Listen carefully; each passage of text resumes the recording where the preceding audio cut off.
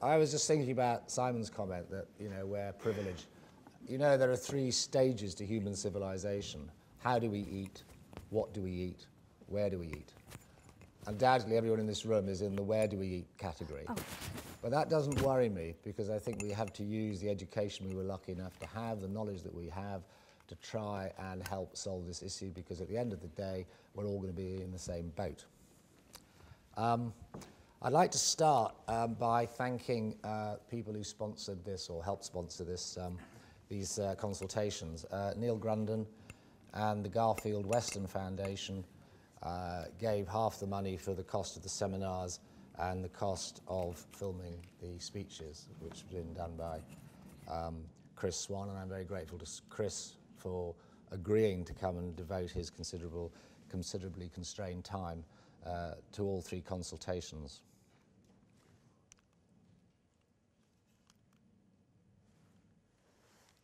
Doesn't change, Gary. What, this thing? That's going to help. Try the right-hand side. There we go. I'd also like to thank Gary and his support staff for the wonderful work they've done, and Gary in particular for refereeing some of the more heated confrontations. When I said to Gary in December that I was hoping to organise seminars in March and April, he said, "You do mean 2013, I hope." I said, "No, Gary, 2012. Timing is everything, and this is the year to organise the consultations." Well, we've done it, Gary. I know I put you under huge pressure, but I do believe that we have to act now, this year, because things are absolutely critical, and we have very little time left to turn this situation around. We've talked about the melting of the Greenland ice caps. Here's a map of Greenland showing loss in centimetres, and you can see that already the periphery of Greenland is losing ice mass.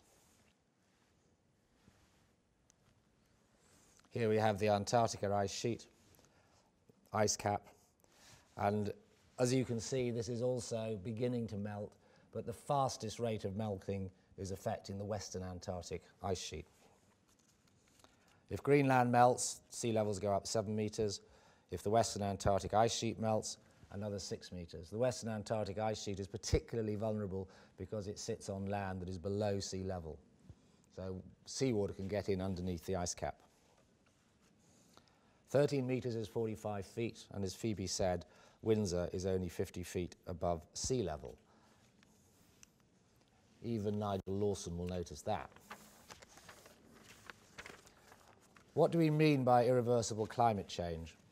Well, nothing is entirely irreversible, not over eons of time, but from the human perspective, climate change becomes irreversible when positive feedback mechanisms start to operate and thus aggravate an already deteriorating situation. There are lots of positive feedbacks. The loss of albedo when the ice sheets melt, the dieback and plundering of the Amazon rainforest, so that instead of being a net absorber of CO2, it becomes a net emitter. But by far the most worrying is the methane locked up in the frozen tundra in the northern hemisphere. Methane is a powerful greenhouse gas. It is, of course, natural gas and shale gas. It's 7 times more potent than CO2 over a 20-year time frame. Huge amounts of methane are locked up in the northern parts of Canada and Russia, and as global warming proceeds, the tundra will no longer be permanently frozen and methane will be released in catastrophic quantities. Currently, the world emits 10 gigatons of carbon per year. By 2300, it is possible that between 550 and 850 gigatons will have been released from the tundra. When that happens, we really are stuffed. In the pre-industrial days, atmospheric levels of CO2 were 280 parts per million. Currently, they are 390 parts per million and are increasing at an accelerating rate, currently 2 parts per million per year. If levels go above 450 parts per million, which will happen in 30 years' time, then the positive feedbacks start to kick in and the situation deteriorates rapidly. So what is the world doing about this? Well, it's holding conferences, producing reports and talking about it. But despite the best efforts of the UN, annual emissions of CO2 worldwide have gone up by 49% since 1990, and 1990 was the baseline year for the Earth Summit in Rio and also the baseline year for the Kyoto Protocol. By any standards, that is a spectacular political failure. I firmly believe that now is the time for the world to do something about climate change because the political process has broken down. The only agreement to emerge from the fiasco in South Africa in December of last year was a proposal that by 2015 countries would agree limits on the emissions of CO2 which would not take effect until 2020 at the earliest.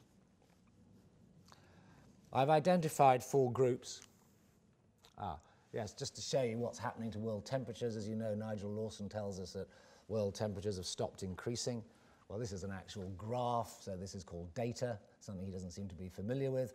And you'll see that this is an average global temperatures for each decade. And you can see that from the 1970s, it has gone up steadily every decade. I've identified 4 groups without whom it is, I believe, impossible to solve the problem of climate change. The basis of this little modern man, the 4 feet, if you like, are the church, the royal family, business, and the NGOs. Though in practice, I sometimes wonder if the NGOs are the least important part of this equation. The person who's going to sort out climate change is this little man here. We've called him Joseph. The church, the royal family, business, and NGOs are all supporting the scientific truth. And the scientific truth is a reversal of Einstein's famous 1905 equation, mc squared equals E, where m stands for multitude, as in world population, c squared is carbon per capita per annum, and E equals extinction of species, or if you're not worried about animals and plants, it could mean the end of human civilization as we know it. This message, mc squared equals E, needs to be transferred to humanity, and this can happen in various ways. It can happen via the media on the left. It can happen via campaigning organizations such as Planetary SOS, but most importantly, it goes via C6. And C6 stands for a coalition of clued-up citizens concerned about climate change. Please note the C for citizen could equally well stand for consumer or customer if you're a business, client or customer if you are a professional, and children if you are a teacher or a parent. And how will C6 communicate? Well, I think they will communicate via the web. Using Facebook and Twitter is the way to solve this problem, not conferences, and certainly not politicians. Politicians do have a role to play, but you need to recognize that the great majority of politicians are scientifically illiterate, they're lazy, and they're reluctant to take the lead on anything until the public tells them what to do. I remember sitting next to Virginia Bottomley at a clear dinner after we'd won the campaign on unleaded fuel, which obliged the UK government to introduce unleaded petrol. She was Minister of State for the Environment at the time, and she turned to me and said, "Well, Dr. Russell-Jones, you gave us a very hard time over lead in petrol." "Not really," I replied, "Minister. All we did was to create a climate of public opinion that made it easier for you to take the right decision." Well, that's what we need to do with climate change. Our next event is the upcoming conference at RIBA, the Royal Institute of British Architects, from May 7 to 11. Everybody here is invited, and most of you will be asked, or many of you will be asked to speak. Following that, we are holding a fundraising dinner at Stoke Park on July the 28th, followed by another conference in the US in the autumn and another conference in China in the new year. So there's a lot to do and not very much time to do it. Thank you for coming. I pray that this is the start of something that is going to help rescue the planet. Thank you.